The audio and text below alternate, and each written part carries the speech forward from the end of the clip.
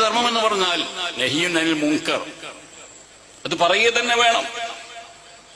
കള്ളക്കടത്ത്, ഗുഹ്യ ഭാഗങ്ങളിൽ ഒളിച്ചു കടത്തുക, അത് കൊടുവള്ളിക്കാരൻ ചെയ്താലും കരുവമ്പൂൽക്കാരൻ ചെയ്താലും വെണ്ണക്കോടുകാരൻ ചെയ്താലും ഇന്ത്യ രാജ്യത്തെ സാമ്പത്തികമായ വ്യവസ്ഥിതിക്ക് വിപരീതമാണ്, ചെയ്യാൻ പാടില്ലാത്തതാണ്, ആരും അങ്ങനെ ചെയ്യരുത്, രാജ്യദ്രോഹ കുറ്റമാണ് എന്ന് ഗവൺമെന്റ് പറഞ്ഞാൽ ഇന്ത്യൻ ഇക്കോണമിക്കിയുടെ ബാലൻസ് തെറ്റാൻ അത് കാരണമാകുമെന്ന് കണ്ടു കഴിഞ്ഞാൽ കരുവമ്പൂൽക്കാരൻ കടത്താൻ തുടങ്ങിയാൽ, കൊടുവള്ളിക്കാരൻ കടത്താൻ തുടങ്ങിയാൽ മിണ്ടണം, പറയണം, കൊല്ലരുതനിയ, കൊല്ലരുത് മാനിഷാദ, ഇന്ത്യയെ കൊല്ലരുത്.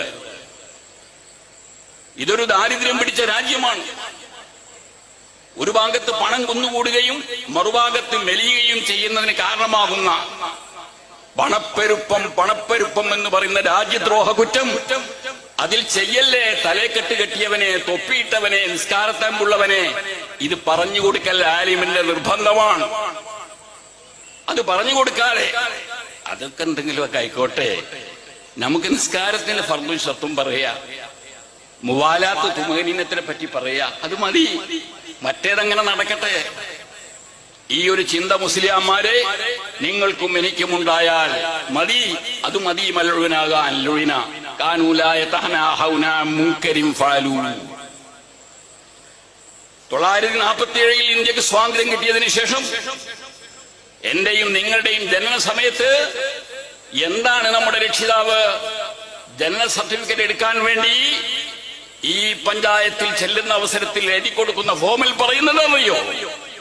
ഫോമിൽ പറയുന്നത് ഇന്ത്യൻ ഭരണഘടനയ്ക്ക് അനുസരിച്ചുകൊണ്ട് എന്റെ മോനെ, എന്റെ മോളെ ഞാനിതാ ഇവിടെ പോറ്റിക്കൊള്ളാം, ദയവായിട്ട് പൗരത്വം തരണേ എന്നാണ്. അത് പറഞ്ഞിട്ടാണ് നമുക്ക് ജനന സർട്ടിഫിക്കറ്റ് കിട്ടുന്നത്, ഒപ്പിട്ട് കൊടുത്തിട്ട്. അതിനുശേഷമുള്ള എല്ലാ ഓരോ കടമ്പകളിലും ഇതേ രൂപത്തിലുള്ള ഒപ്പുകൾ ഒപ്പുവെച്ചിട്ടാണ് ഇന്ത്യയിൽ പാർക്കാൻ നാം അർഹത നേടുന്നത്. അങ്ങനെ അർഹത നേടിയ ഒരു വ്യക്തി രാജ്യദ്രോഹം അഥവാ രാജ്യത്തിന്റെ ഭരണഘടന പറയുന്നു ഇവിടത്തെ ആളുകളെ അങ്ങോട്ടും ഇങ്ങോട്ടും ദ്രോഹിക്കാതെ കഴിഞ്ഞുകൂടും. മഹാദ്രോഹമാണ് കള്ളക്കടത്ത്. അതുകൊണ്ടാണല്ലോ അത് പിടിക്കുന്നത്. എവിടെയാണ് ആ വ്യത്യാസം? സ്വർണം കടത്തുന്ന വ്യക്തി അദ്ദേഹത്തിന് വിജയം കിട്ടിക്കഴിഞ്ഞാൽ അദ്ദേഹത്തിന്റെ പണം ഗവൺമെന്റ് അറിയാതെ കുന്നുകൂടും. ആ കുന്നുകൂടുന്ന വ്യക്തിയാണ് ഇവിടെ വന്നിട്ട് ഭൂമിക്ക് വിലക്കയറ്റം ഉണ്ടാക്കുന്നത്. ഒരു കൃഷ്ണനോ ഒരു ഗോപാലനോ ഒരു വീട് വെക്കാൻ 10 സെന്റിന് സ്ഥലം അന്വേഷിക്കുമ്പോൾ 1 ലക്ഷത്തിന് കിട്ടിയിരുന്ന സ്ഥലം ഈ പറയുന്ന കള്ളക്കടത്തുകാരൻ എത്രക്കാ? 1 ലക്ഷത്തിനാണ് ആളുകൾ പറഞ്ഞ ഞാൻ 10 ലക്ഷം തന്നേക്കാം. സാധനത്തിന് അവൻ വിലയേറ്റുകയാണ്. അങ്ങനെ ഭൂമി വാങ്ങാൻ ഇവിടുത്തെ കൃഷ്ണന് കഴിയുന്നില്ല, മത്തായിക്ക് കഴിയുന്നില്ല, പോക്കറിന് കഴിയുന്നില്ല. എവനാണ് കാരണക്കാരൻ? ഈ കള്ളക്കടത്ത് രാജാക്കന്മാരാണ്. ഇതിനെയാണ് പണപ്പെരുപ്പത്തിന്റെ ദോഷം എന്ന് പറയുന്നത്.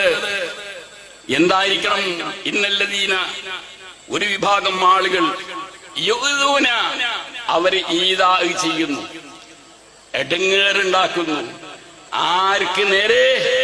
മുസ്ലിമിന്റെ നേരെയോ മുസാലിമിന്റെ നേരെയോ? മുസ്ലിമിനെ ദ്രോഹിക്കാൻ പാടില്ല എന്നതുപോലെയാണ് രണ്ടാമത്തെ വിഭാഗം മുസാലിം. ആരാകുന്നു മുസാലിം എന്ന് പറഞ്ഞാൽ? അലയൻസിൽ കഴിയുന്ന ആളുകൾ. അത്തരം ദ്രോഹം കാണിക്കുന്ന ആളുകൾ അവർക്ക് കാര്യമായ ശിക്ഷയുണ്ട് എന്നാ ഖുർആൻ പറയുന്നത്. അപ്പോൾ പണ്ഡിത ധർമ്മം എന്ന് പറയുന്നത് നഹി ചെയ്യേണ്ടത് നഹി ചെയ്യുകയാണ്. MDM എന്ന് പറയുന്ന വസ്തുവുമായിട്ടുള്ള പോക്കും വരവും, ആ പോക്കും വരവിലും നമ്മുടെ ബാല്യക്കാര് ഇവിടത്തുകാര് പെട്ടാൽ, എന്റെ നാട്ടുകാര് പെട്ടാൽ, നിങ്ങളുടെ നാട്ടുകാര് പെട്ടാൽ ആ MDM-ൽ ഭാഗവാക്കാകുന്ന അതിന്റെ നടത്തിപ്പുകാരനായിട്ടോ അതല്ലെങ്കിൽ അതിന്റെ വ്യാപാരിയായിട്ടോ അതിന്റെ സപ്ലയറായിട്ടോ പോകുന്ന യുവാക്കന്മാരുടെ നേരെ തൽക്കാലം ഞാനതൊന്നും പറയുന്നില്ല. അതൊക്കെ എന്ന് പറഞ്ഞാൽ പുതിയ ലോകത്തിന്റെ ഒരു മുഖം മാത്രമാണ്. മിണ്ടാതിരിക്കരുത്, പറഞ്ഞു കൊടുക്കണം. ചെറുക്കന്മാരെ, നിങ്ങൾ ഇതിന് മുതിരരുത്.